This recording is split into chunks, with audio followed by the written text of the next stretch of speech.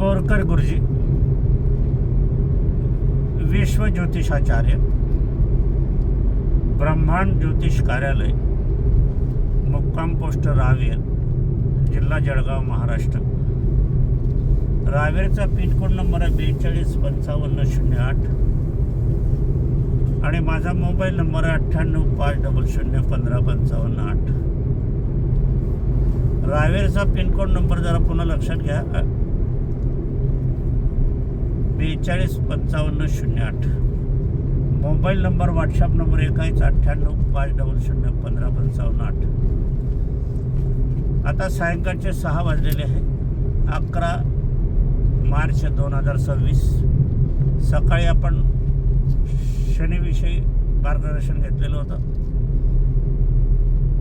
आता आपण परतीचा प्रवास सुरू झालेला आहे. हा परतीचा प्रवास जळगाव, किनगाव, फैजपूर, सावदा, रावेर असा असणार आहे. आता किनगावच्या पुढच्या रस्त्यावर आपण फैजपूरच्या रस्त्याकडे जात आहोत. आजचा विषय सुरू करण्यापूर्वी माझी पत्नी स्वर्गीय सौ निर्मलाबाई बोरकर यांना अभिवादन करूया आणि आजच्या कार्याला सुरुवात करूया. आजचा जो सकाळचा व्हिडिओ आपण जाहीर केला, मार्गदर्शन केलं शनीविषयी, तर या शनीविषयी माझ्याकडे दिंडोरीवरून आणि निफाडवरून 2 फोन आले. त्याचनंतर जळगावातून मला 2 जणांनी विचारलं. याचा अर्थ असा की शनीविषयी जागरूकता आहेच नाही असं नाही. आता शनी कसा बघावा, काय बघावा, पुष्कळशा याच्यात आम्ही वर्तमानपत्राच्या ऑफिसात बसलो होतो आज थोडा वेळ, 5-10 मिनटं. तिथे ते म्हणून मला 7:30 नाही आणि 7:30 नाही. मग तुम्हाला समस्या काय आहे? ठरलेल्या मुलाचा विवाह का मोडला?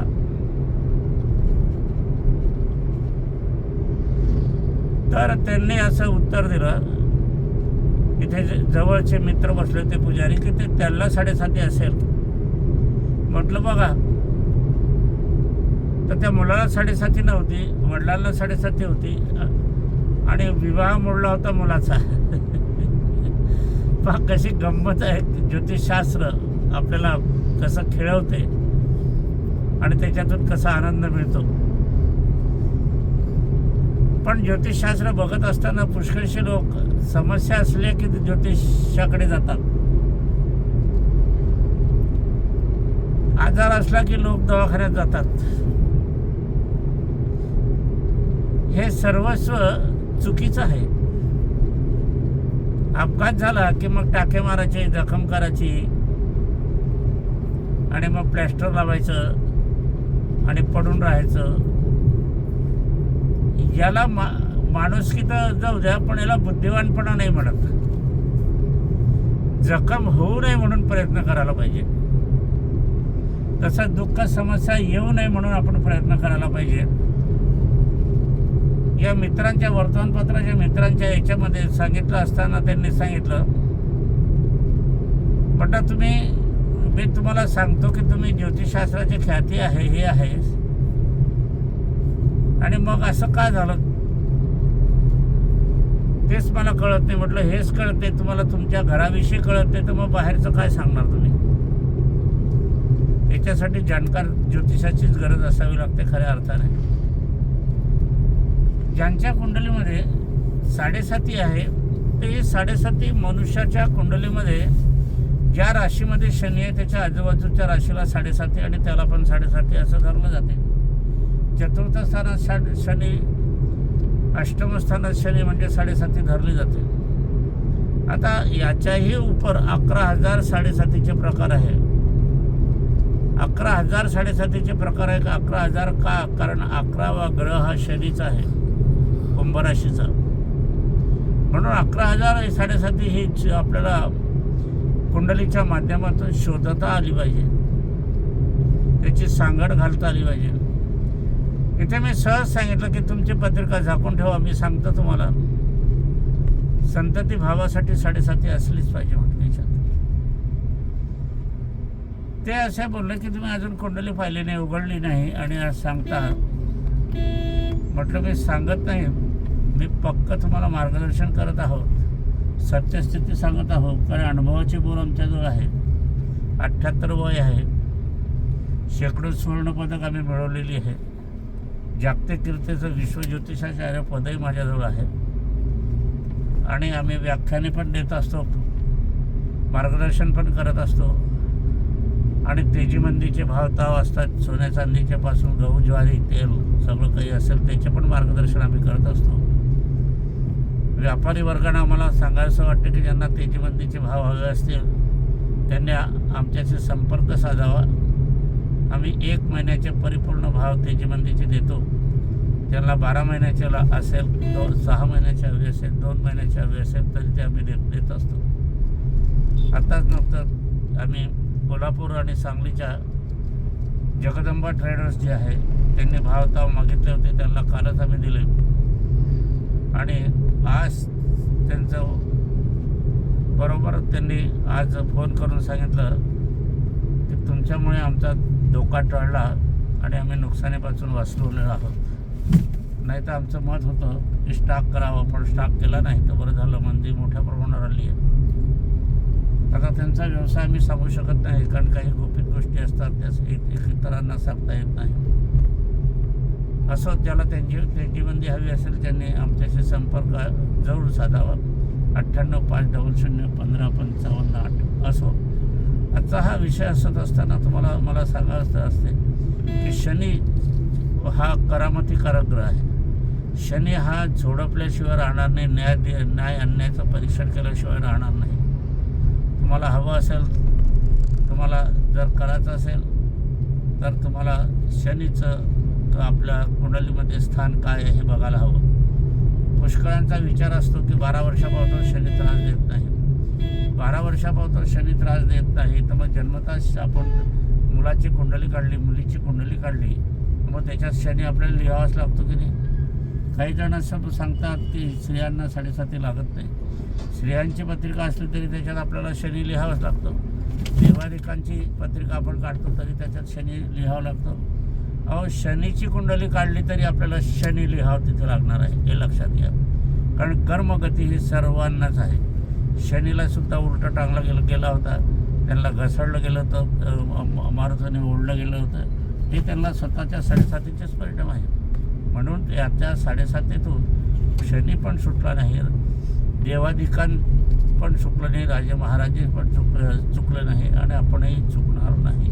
आपल्याला पण 7.5 आहे, पण याच्यासाठी जन्मकुंडली काढून घ्यायला हवी.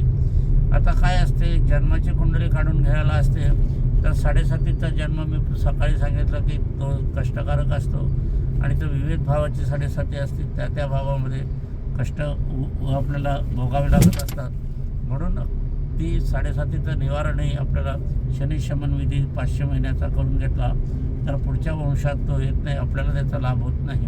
हे देही तितकं करत असलं पण पुढच्या कुंडलीमध्ये म्हणजे पुढच्या वंशामध्ये तो 7.5चा भोग येत नाही, तो खंडित होतो. एवढं मात्र नक्की अनुभव आम्हाला तसाच आहे. आता 7.5 आपण बघायला गेले तर 7.5 हा शनीचा असतो. शनी एका राशीमध्ये 2.5 वर्ष राहतो. 2.5मध्ये वर्ष राहतो तर आपल्याला आता पाहायला गेलं तर 6 महिने टळून गेलेले आहे मीन राशीमध्ये. आता 2 वर्ष तो राहणार आहे आणि नंतर आज मेष राशीला 7.5 आहे, कुंभ राशीला 7.5 आहे. 2 वर्षांनी कुंभ राशीची 7.5 संपेल, मीन राशीला मध्यमा 7.5 राहील आणि मग शनी ज्या वेळेला मेष राशीत राहील त्यावेळेला शेवटच्या पर्वामध्ये मीन राशीच्या 7.5 राहणार आहे आणि कुंभ राशीची सुटका होईल. वर्तमान आपण पाहायला गेले तर सिंह राशीला 7.5 आहे आणि धनु राशीला 7.5 आहे. आज पुष्कळशे माझ्याकडे जे आलेले होते दौंडचे जे होते ते सिंह राशी व्यक्ती होत्या आणि त्याच्यानंतर जे एक वर्तमानपत्राच्या कार्यालयामध्ये बसलो होतो आम्ही, त्यांची धनुराशी होती आणि ती 7.5 होती. आता असे बोलता आम्ही विवरण करत असताना ती व्यक्ती उठून खाली गेली. कारण ज्यांना 7.5 होती धनुराशी व्यक्ती त्यांना ते पटलं नाही, ते खाली जिना उतरून गेले. जिन्या उतरून गेल्यावर ते कोसळले, एकदम धाड दिशी आवाज आला आणि मग आम्ही धावलो आणि त्याला उचललं आणि त्यांना सांगितलं की तुम्ही शनीपासून दूर जाऊ शकत नाही. तुमचं मनाने तुम्ही दूर गेले असले, शरीराने दूर गेलेले असले तर शनी हा तुम्हाला सोडणार नाही हे लक्षात घ्या. तुम्ही बसायला हवं होतं, ऐकायला हवं होतं, त्याच्यापासून पूजा उपासना काय असेल ते करून घ्यायला हव्या होत्या, परंतु तुम्हाला ते पटलं नाही आणि आता मात्र पटलं आहे. आता या तुमच्या याच्यात थोडंसं घसरलं गेलेलं आहे, चांबडी सोडली गेलेली आहे, परंतु डोंगरावर लागल्या कारण ते वेदनामय होणारच आहे. आता तुम्हाला आता शेवटी कितपत दुःख आहे का, तुम्हाला फोटो एक्सरे काढावा लागतो का, तिथे प्लॅस्टर बांधावं लागते हे आता तज्ञ डॉक्टरच सांगू शकते. कारण ही 7.5 जी आहे ही तुम्हाला तुमच्या डोंगरावर आलेली 7.5 आहे, तर बहुतेक करून तिथे टीस गेलेली असावी आणि तुम्हाला प्लॅस्टर लावून महिना काय 2 महिने आपल्याला आराम घ्यावा लागणार आहे. असं आता लगेच हा निर्णय आल्यानंतर मात्र आमच्या चर्चेच्या ठिकाणी बसलेले लोक सगळेजण सावधान झाले आणि सावधान झाले असताना सर्वांनी सांगितले की नको रे बापा, आता 7.5 आता आम्हाला 7.5 आहे का नाही हे तुम्ही बघा आणि उपासना सांगा. मी त्यांना सांगितलं की तुम्हाला 7.5 असली म्हणजे उपासना करा असं सांगणं माझं नाही आहे, मुळीच नाही. 7.5 नसताना सुद्धा तुम्ही उपासना करायला हवी. 7.5चा शनी हा तुम्हाला जो आहे मारक भाव झालेला आहे, तर यामध्ये तुम्हाला पाहायला हवं तर 7.5चा योग यामध्ये बघत असताना आपल्याला बघून घ्यावं की 7.5 किती अंशाची आहे, 7.5 किती पावरची आहे, 7.5चे दृष्टियोग किती आहे, अशाप्रमाणे आपण बघून निवारण करताना आपल्याला किती दिवसाची उपासना करावं लागेल त्याचं गणित करून आपण ती उपासना लावायला पाहिजे, करून घ्यायला पाहिजे, तरच आपल्याला याच्यातून मुक्तता होईल. एक मुक्तता शब्दावरून मला एक आठवण आली की मुक्तिविधी एक फार पुरातन विधी आहे. हा मुक्तिविधी म्हणजे सर्व समस्यातून म्हणजे सर्व अशुभातून मुक्ती मिळवून घेणे. मग तुम्ही सुखात आहात, तुम्हाला 7.5 आहे, 7.5 नाही आहे, तुमचं वय काही आहे, तुम्ही विवाहित आहात, अविवाहित आहात, 1 दिवसाचं बालक आहात, कुंडली काढल्यावर त्याच्यात तो भोग असतो, त्याबद्दल वाद नाही. परंतु त्यावेळेला 7.5 निवारण करून 500 दिवसाची उपासनेचं निवारण करणं अत्यंत आवश्यक आहे, एवढं मात्र नक्की असते. आता शनी म्हटलं तर शनिवारी सूर्यास्तानंतर शनीचं दर्शन घ्यायला हवं असते. पुष्कळशे लोक दिवसभर सकाळी उठलं की शनीच्या मंदिरात गर्दी करतात. मग कुठे व्यापारात करायला जावं लागतं, कुठे दुसऱ्या गावाला जायचं आहे, कुठे शाळेत जायचं आहे, कुठे व्यवसायाच्या ठिकाणी जायचं आहे. मग असे लोक सकाळी शनीचं दर्शन घेऊन जातात. पण शनी हा सकाळी दिवसा मंदिरामध्ये नसतोच. शनीचं अस्तित्व आणि शनीचा आगमन हे सूर्यास्तानंतर होत असतो. सूर्योदयापासून तर सूर्यास्तापर्यंत या पृथ्वीवर किंवा सर्व जगावर सूर्याचा अंमल असतो आणि सूर्याची सत्ता असते. आणि हा सूर्य शनीचा पिता ग्रह आहे आणि पिता जिथे आहे तिथे शनीचं अस्तित्व नसते आणि म्हणून सूर्यास्त झाल्यावर शनीचा उदय होतो आणि शनी तिथे मंदिरामध्ये किंवा जगभरामध्ये वातावरणामध्ये शनी असतो. म्हणून तुम्हाला शनीचं दर्शन घ्यायचं असेल तर नेहमी सूर्यास्तानंतरच घ्यायला हवं. आता पुष्कळशी लोक पाहतात की शनिवारी मारुतीचं दर्शन घेण्याचा प्रयत्न करत असतात. मारुतीचं दर्शन इतके लोक गर्दी करतात शनिवारी, काही ठिकाणी 11 मारुतीचं दर्शन, 5 शनिवारचं दर्शन. पण शनीचा आणि मारुतीचा दर्शनाचा काहीही एक संबंध नाही.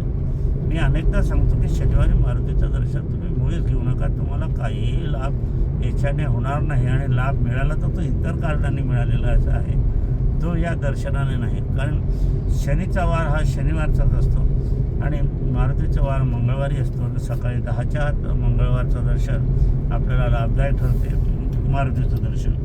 म्हणून मारुतीचं दर्शन तुम्हाला जर घ्यायचं असेल तर मंगळवारी जर घ्यायचं असेल तर सकाळी 10च्या आत किंवा इतर दिवशी तुम्हाला घ्यायचं असेल तर सकाळी सूर्योदयापासून सकाळी 10च्या आत आणि नंतर सूर्यास्तानंतर तुम्हाला दर्शन घ्यायचं आहे ते शनीचं दर्शन घ्यायचं आहे, असं आहे.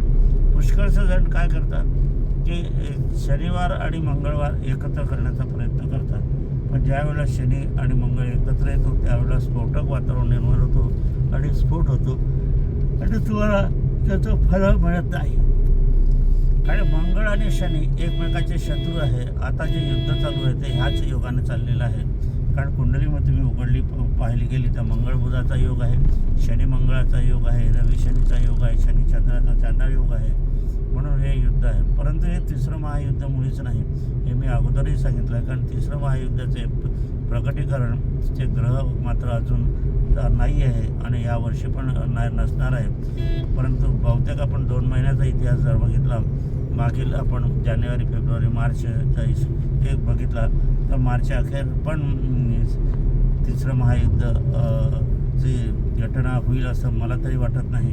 कारण तसे ग्रहयोग नाही आहे. कारण शनी मंगळाचा स्फोटक योग असला तरी तो मात्र काही क्षणापुरता दुरावा आहे, वक्री होत आहे आणि वक्री होत असल्या कारणानं मग तिथे युद्धजन्य परिस्थिती ही थंडावत होते आणि युद्धजन्य परिस्थिती हे हळूहळू थंडावणारच आहे, त्याबद्दल वादच नाही. कारण शनी हा आणि मंगळाचा योग हा फार काळ राहत नाही, एकत्र राहत नाही.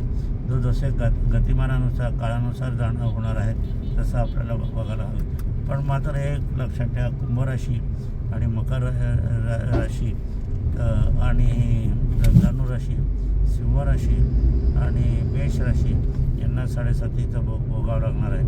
मकर राशीला कशाला भोगावं लागेल तर मकर राशीला 7.5 आहे, परंतु ती भोगकारक नाही आहे, ती धनकारक आहे, यशस्वी करता आहे. म्हणून जे मकर राशीच्या व्यक्ती असेल त्यांना मोठ्या प्रमाणात यश मिळेल. सिंह राशीला मात्र यशापासून दूर जावं लागेल किंवा यश कमी मिळेल किंवा यश मिळत असताना काही अडथळा येईल एवढं मात्र नक्की. परंतु ते मात्र यश मिळण्याचे योगच सिंह राशीला आहे. जे विद्यार्थीगण आहेत त्यांना यशस्वी होण्याचे योग आपल्याला पाहायला मिळतात. तसेच मकर राशीचे विद्यार्थी असेल त्यांना पण यश आहे. मिथुन राशीचे किंवा कन्या राशीच्या योगांना पण शुभयोग आहे, त्या आहे. सिंह राशी कर्क राशींना थोडा व्यथित आणि वेदना देणारा हा योग आपल्याला पाहायला मिळतो. सिंह राशीला सुद्धा वेदना, कर्क राशीला सुद्धा वेदना होण्याचे योग आहे. वृषभ तुला राशीला मध्यम प्रकारचा योग आपल्याला या शनी मंगळाच्या योगाने आपल्याला बघायला मिळत असतो. एकंदर आपण पाहिलं तर स्फोटक योग तर आहेच, पण स्फोटक योग असताना गंभीरता काळजी करण्याचे योग, मानवी जीवनावर परिणाम होण्याचे योग वर्तमान स्थितीत नसले तरी पण युद्धजन्य परिस्थितीमुळे मानव जीवनावर परिणाम तर होणारच आहे. परंतु वस्तुतः हे युद्ध हळूहळू थंडाव्याकडे जाणार आहे एवढं निश्चित. कारण हे ग्रह आता दुरावतात आहे, एकमेकापासून दूर जात आहे. म्हणून याच्यामध्ये अंतर जसं जसं वाढत जाईल तसं जसं युद्धाचं जे कार्य आहे ते हळूहळू कमी होत जाणार आहे. अशी युद्धजन्य परिस्थिती आता वाढत जाणारी नाही एवढं मात्र दिसत आहे. आता याच्यामध्ये जर वक्रीपणा आला आणि वक्रीपणा असला तर वक्रीपणामध्ये मात्र अचानक अनपेक्षितरित्या एकदम मोठं बंबार्डिंग किंवा मोठं युद्ध होण्याची संभावना त्या क्षणाला असते, मग दुसऱ्या क्षणाला नसते. असं असताना मानवी जीवनावर शनीचे परिणाम तर होतात, परंतु नैसर्गिक जीवनावर सुद्धा परिणाम होणारे असतात. आता आपण पाहिलं आहे की तेजीमंदीवर परिणाम जे होणार असतात ते भाव वाढायचे प्रमाण ठरवतात. आतापर्यंत तुम्ही इतिहास पाहिला तर युद्धजन्य परिस्थितीमध्ये सोन्या चांदीचे भाव सुमार असे वाढत जाणारे असतात, परंतु वर्तमान स्थितीमध्ये भाव उतरत जाताना आपल्याला दिसत आहे. ही किमया जी होते ती या ठिकाणी वक्रीभवनामुळे उद्भवत असते एवढं मात्र नक्की. आणि एवढ्या वर्षानुवर्षाच्या अनुभवातून हाच अनुभव वेगळा आलेला आहे की युद्धजन्य परिस्थिती आणि युद्धजन्य परिस्थिती असताना भाववाढ झाले, परंतु प्रत्यक्ष युद्ध ज्यावेळेला सुरू होत आहे आणि सुरू झालेलं आहे त्यावेळेला सोन्या चांदीचे भाव घसरण्याला लागलेले आपण बघतो आहोत. तर सोन्या चांदीचे भाव आपण जर पाहायला गेलं तर सोन्याचे भाव आपण 1,25,000, 30,000, 35,000 पावतर उतरण्याची शक्यता आहे. चांदीचे भाव 2.5 लाखापावतर किंवा 2.25 लाखापावतर उतरण्याचे योग आहे. तरी ज्यांना या दोघंही वस्तूमध्ये रक्कम गुंतवायची असेल गुंतवणूक करायचं असेल त्यांनी जरा वाट पाहावी आणि नंतरच गुंतवणूक करावी. आणि आज वर्तमान स्थितीमध्ये आपण जर पाहायला गेले कुठल्याही राष्ट्रात कुठेही आणि भारतातसुद्धा सोन्या चांदीच्या गुंतवणुकीशिवाय दुसरा पर्याय नाही हे लक्षात घ्या. मी लहानपणापासून सांगतो आहे, देशावर व्यापारमध्ये 65 वर्ष झाली मी लिहितो आहे, तेव्हापासून सांगतो की सोन्या चांदीशिवाय आणि त्याच्या खालोखाल आता वर्तमान तांबे या तिघही धातूशिवाय तुम्हाला गुंतवणुकीला दुसरा कुठलाही पर्याय नाही. त्याच्यानंतर जी राज्यसत्ता बदलणारी आहे, राज्यसत्ता येणारी आहे व आणि पुढचे दिवस जे येणारे आहे ते या ठिकाणी आपण जर पाहिलं तर बहुसंख्य जे लोक आहे, जनता आहे, त्यांच्यावर राजकारण चालणार आहे. आणि याच्यानंतर आपण जर पाहायला गेले तर स्फोटक परिस्थितीत राजकारण करणं राज्यकर्त्यांनासुद्धा मुश्किल जाणार आहे, चिंतेचं जाणार आहे. आणि राज्यकर्त्यांचा मोठे राज्यकर्ते जसं आपण अजित पवारांचं बघितलं, मी सांगितलं होतं की एखादा महाराष्ट्रीयन नेता दुःखद ची बातमी येईल आणि तो घातपात असेल का निसर्ग असेल का त्यांच्या जीवनाचा असेल हे आपण बघायला पाहिजे. तर त्याप्रमाणे आपण अजित पवारांच्या याच्यातही बघितलं, कुंडलीमध्ये बघितलं तर मंगळ शनीचा स्फोटक योग, वर्तमान स्थितीत असलेला योग आणि त्याच्यात अग्निजन्य योग, आगीमध्ये मृत्यू होणे आणि त्याच्यात येणारा शुक्र वेगात मृत्यू होणे असा योग असतो. मृत्यू केव्हा कुठे कसा येणार आहे हे ज्योतिषशास्त्राच्या माध्यमातून आपल्याला कळत असते, परंतु त्याला जाणकार ज्योतिषी हवा असतो आणि कुंडली करून घेणं आवश्यक असते. म्हणून मी प्रत्येकाला सांगतो, आपले मातापित्यांची कुंडली करून घ्या, आपली कुंडली करून घ्या, बालकांची कुंडली करून घ्या. आणि काही जण काय मुलींची कुंडली करत नाही, ती मुलगी दुसऱ्याच्या घरी जात असते, परंतु नाही, मुलीची सुद्धा कुंडली करून घ्या. आई वडील स्वर्गीय झाले तरी त्यांची कुंडली करून घ्या आणि उपासना आराधनेला अशा कुंडल्या आपल्याजवळ असायला हवे. असो, आजचा कार्याचा विषय इथे संपूया. माझी पत्नी स्वर्गीय सौ निर्मलाबाई बोरकर यांना अभिवादन करूया आणि आजच्या कार्याचं समापन करूया.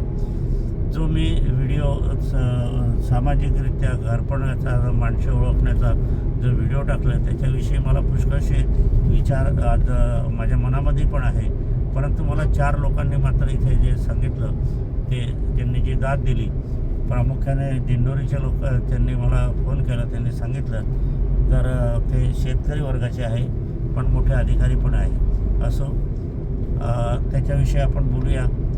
कारण की वर्तमान स्थितीत घरपण टिकायला हवं आणि घरपण जर दुभंगत असेल तर मात्र सर्वांचीच हानी होते, एकाची हानी होत नाही, एवढं लक्षात घ्या. असो, माझी पत्नी स्वर्गीय सौ निर्मलाबाई बोरकर यांना अभिवादन करूया आणि आजच्या कार्याचं समापन करूया.